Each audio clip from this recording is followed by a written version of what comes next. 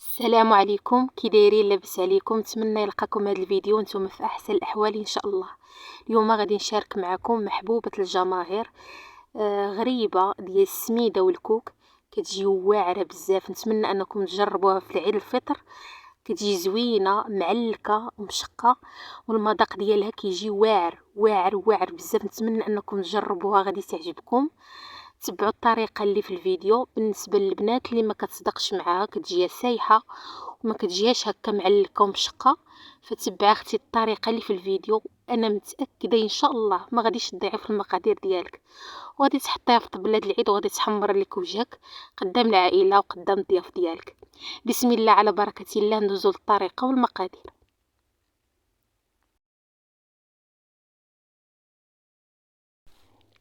هنا عندي في واحد الطحانه استعملت هنا الهاشوار، استعملوا اي طحانه عندكم. هاد الطريقه كتساعد ان الغريبه كتجي معلكه احسن ما تضربيها في القصريه هكا بيديك. من الاحسن ديري المونينيكس اولا الهاشوار اللي عندك. انا استعملت الهاشوار، درت 3 ديال البيضات عندي هنا متوسطين. استعملت كاس ديال الزيت بالنسبه للقياس ديال العنبه، درت كاس ديال الزيت للقياس ديال العنبه، ودرت كاس ديال السكر سنيده. غادي نضرب هادشي مزيان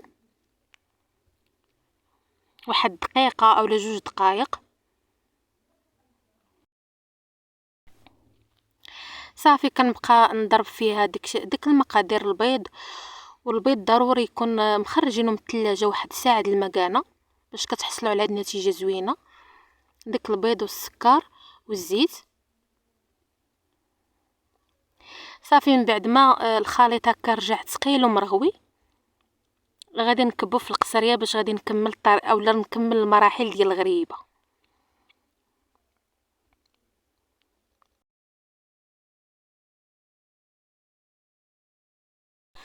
هنا من بعد ما كبيت ديك الخليط في القصريه، غادي نضيف هنا واحد 2 معالق كبار ديال المربى ديال المشمش اولا المشماش. هنا عندي الجاري، من الاحسن اللي عندكم ديك المعلك، بحال مثلا داك اللي كنستعملوه للفطور كيكون فيه طريفات صغيورين. غادي ديروا 2 معالق كبار ديال المربى ديال المشمش اولا ديال المشماش. هنا استعملت غير هاد الجاري ديال الحلوى، هو اللي كان عندي متوفر.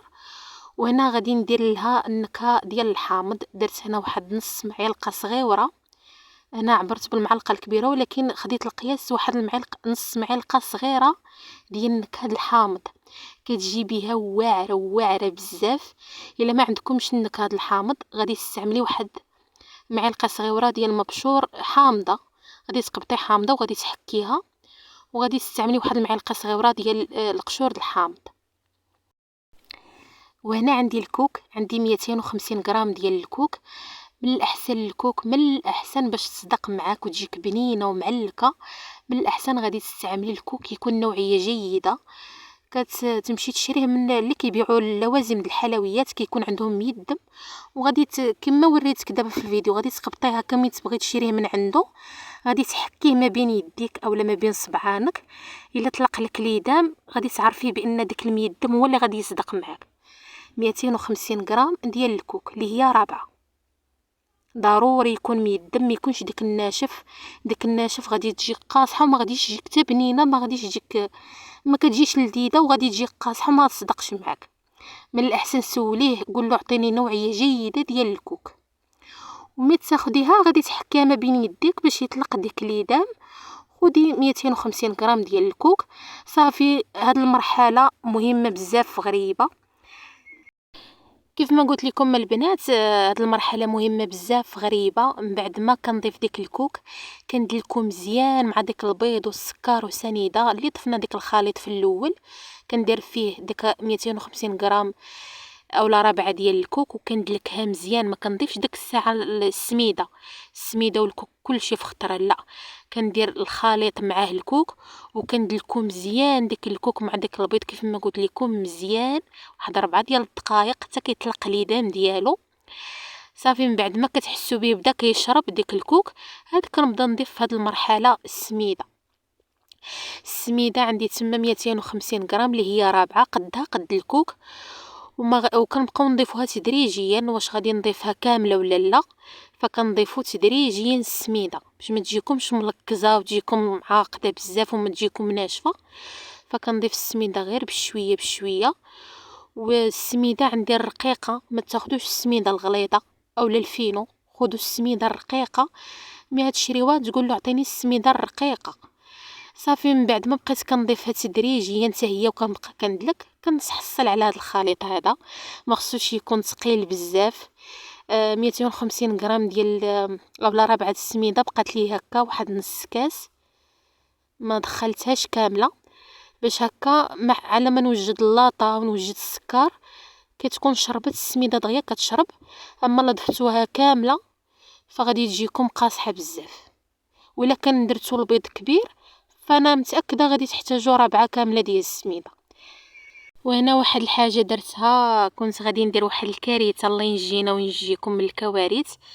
فهنا كنت غادي نبدا كنكور وغادي ندير في اللاطه باش ندخل الفران.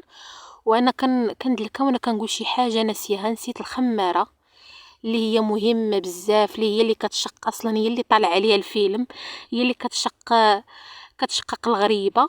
فضفت هنا واحد الساشيه وحده ديال الخميره د الحلويات اللي فيها 8 غرام. صافي غادي نبقى ندخلها، ماشي مشكل دغيا داركت الامر الحمد لله ربي يسترها. فدرت ساشيه وحده، غير وحده. صافي هادشي اللي غادي ديروا في الخميره. ومن الاحسن الخميره ما تكونش عندكم بارده، تكون يعني شاريها جديده. ولا حسيتي بها بارده اولا بردت لك داك الساشيه يعني شريتها واحد المده، ضيفي واحد شويه وحده اخرى، شويه من وحده اخرى، فهمتي؟ غادي ديري وحده مع واحد راس معلقه غير شويه الا كانت عندك الخميره بارده. اما الا كانت عندك الخميره يعني شاريها جديده غادي ديري غير ساشيه وحده ديال الخميره 8 غرام.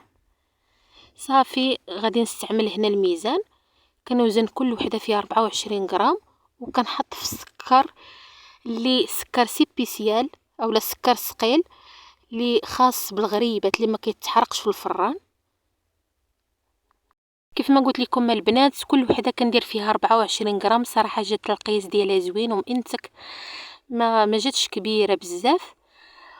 وهنا البنات غادي نوريكم الا بغيتوها تجيكم ملبسه مزيان بالسكر. حاولوا تدوروا النوبه الاولى والنوبه الثانيه ديال السكر، لان دغيا داك السكر كيفزك بالسميده داك الخليط.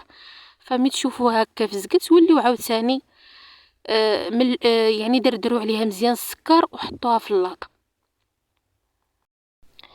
صافي كنبقى مستمره هكا كنكور مزيان في داك السكر الثقيل اللي قلت لكم يكون سيبيسيال ديال سكر ثقيل ديال الغريبات، ما كيكونش كيتحرق.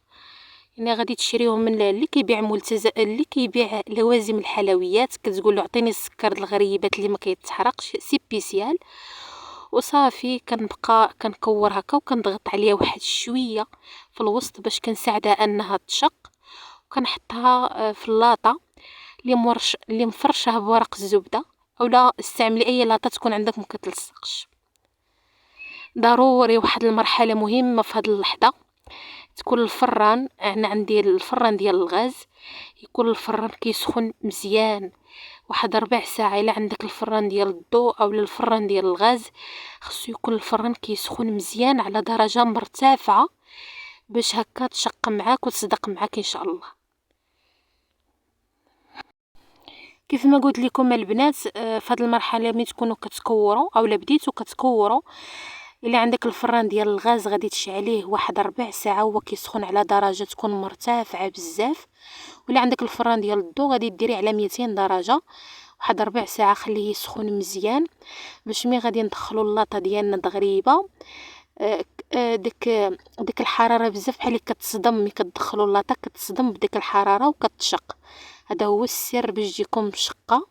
صافي ملي كتدخلوا اللاطه الا عندكم الفران ديال الضو غادي ملي تدخلوا اللاطه غادي تخليو العافيه على وجهها وغادي تخليوها على 180 درجه. اللي عندها الفران ديال الضو، اللي عندها الفران ديال الغاز غادي تطفي من التحت وغادي تخلي العافيه على وجهها وغادي تخليها في الوسط، يعني ماشي ميته كاع داك العافيه مهيله، لا غادي تخليها متوسطه والعافيه تكون على وجهها واحد 8 ديال الدقائق حتى كتشق. ومن بعد كتطفي اولا كتحيدي اللاطه على وجه العافيه على وجهها وكتطلعي اللاطه الفوق وكتخليها كطيب واحد 8 دقائق من التحت باش كتاخد عاوتاني الطياب ديالها من التحت.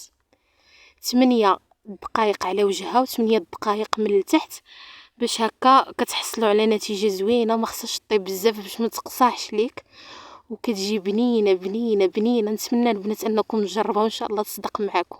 خليتكم في رعايه الرحمن. تهلاو في راسكم. نتلاقاو ان شاء الله في فيديو واحد اخر. السلام عليكم.